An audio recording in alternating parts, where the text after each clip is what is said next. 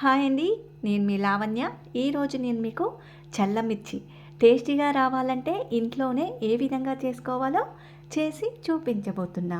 ముందుగా దీనికోసం half KG మిర్చి తీసుకోవాలి. చూడండి, ఈ విధంగా పెద్ద సైజులో ఉండే మిర్చి తీసుకొని మధ్యలోకి ఈ విధంగా ఘాటు పెట్టేసి లోపల ఉన్న సీడ్స్ అన్నీ తీసేయాలండి. ఇప్పుడు హాఫ్ కేజీ మిర్చికి హాఫ్ కేజీ మీగడ పెరుగుని మజ్జిగలాగా చేసి యాడ్ చేస్తున్నాను.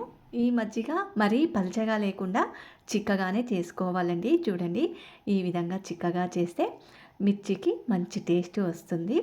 ఇప్పుడు టేస్ట్కి తగినంత సాల్ట్ యాడ్ చేసుకొని సాల్ట్ అంతా కరిగే విధంగా ఒకసారి కలుపుకొని మిర్చిలోకి యాడ్ చేసుకోవాలి. ఈ విధంగా మిర్చి పై వరకు మజ్జిగను వేసుకొని ఒక 2 డేస్ వరకు ఈ విధంగా నాననివ్వాలండి. ఈ మజ్జిగలో ఒక 2 డేస్ వరకు మిర్చిని ఉండనివ్వాలి. చూడండి, కలర్ ఈ విధంగా మారుతుంది. ఇలా ఉంటే సరిపోతుంది. ఒక 2 డేస్ అయితే సరిపోతుందండి. ఇప్పుడు వీటిని మజ్జిగ నుండి వేరు చేసి ఎండలోకి పెట్టుకోవాలి.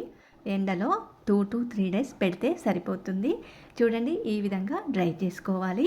ఇలా ఉంటే సరిపోతుంది. ఇప్పుడు వీటిని డీప్ ఫ్రైకి సరిపడంత ఆయిల్ వేసుకొని ఆయిల్ వేడయ్యాక చల్లమిర్చిని ఆయిల్లో వేసి వేయించుకోవాలి. స్టవ్ మీడియం ఫ్లేమ్లో పెట్టుకొని వేయించుకోవాలండి. చూడండి, మిర్చిని అటు ఇటు టర్న్ చేసుకుంటూ ఈ విధంగా వేయించుకుంటే సరిపోతుంది. ఓకేనండి, చల్లమిర్చి రెడీ అయింది. నేనైతే రైస్లో కలుపుకొని టేస్ట్ ఎలా ఉందో చెప్పాలనుకుంటున్నాను మీకు.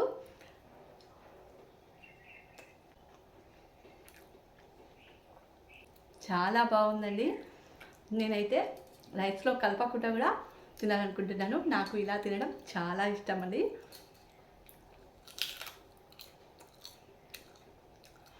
చాలా బాగుందండి. మీగడ ఉన్న మజ్జిగతో చేసాం కదా చల్లమిర్చిని, దానివల్ల చాలా టేస్టీగా ఉందండి. మీరు కూడా నా స్టైల్లో ఒకసారి చల్లమిర్చిని చేసి చూడండి. ఓకేనండి, నా వీడియోస్ మీకు నచ్చినట్లయితే లైక్ చేయండి. ఈ వీడియో మీకు నచ్చినట్లయితే మీకు నచ్చిన వారికి షేర్ చేయండి. నా ఛానల్ని ఇంతవరకు సబ్స్క్రైబ్ చేసుకునేవారు తప్పకుండా ఇప్పుడే సబ్స్క్రైబ్ చేసుకోండి. ఓకే.